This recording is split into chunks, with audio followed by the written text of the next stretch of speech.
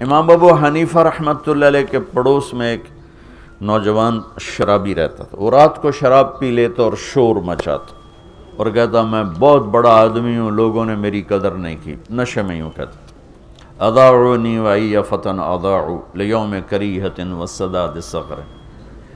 ایک رات پولیس افسر گزر رہا تھا تو اس نے شور سنا تو اس نے گرفتار کر کے جیل میں ڈال دیا کہ بھئی اتنے بڑے عالم کے پاس یہ شور مچا رہا.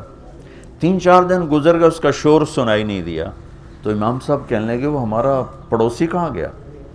کہا جو تو پولیس پکڑ کے لے گئی. کیوں لے گئی؟ کہ وہ شراب کے نشے میں شور مچا رہا تھا تو انہوں نے آپ کی وجہ سے اس کو پکڑ کے ڈال دیا. صبح کا انتظار نہیں کیا, اسی وقت اٹھے اور اس پولیس افسر کے گھر پہنچ گئے. بھائی وہ میرے پڑوسی کو چھوڑ دو.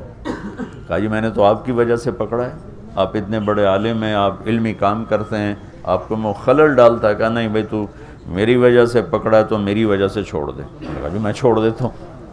اس کو جیل سے نکال کر لائے.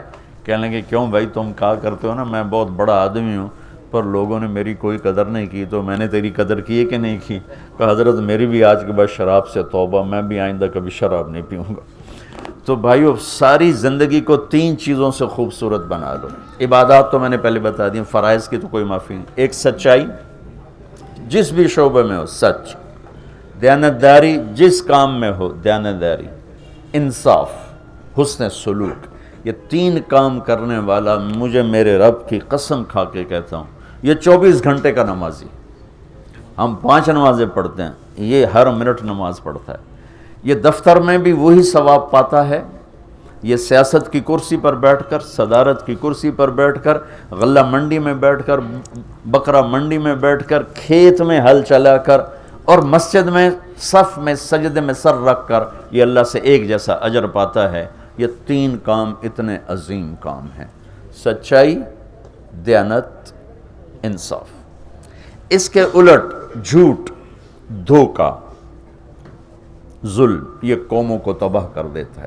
کسی بھی قوم کی ہلاکت کے لیے کبھی کوئی سازش کامیاب نہیں ہوتی.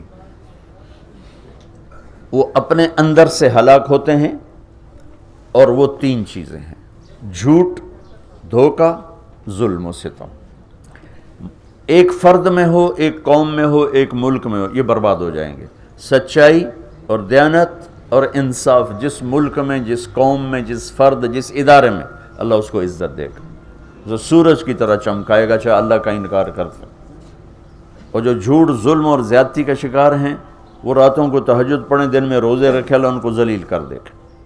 تو بھائیو یہ ہمارا خوبصورت دین ہے جو میرے نبی نے ہم تک پہنچایا, اور اللہ تعالیٰ کہ فضل و کرم سے آج تک وہ زندہ سلامت ہمارے پاس ہے.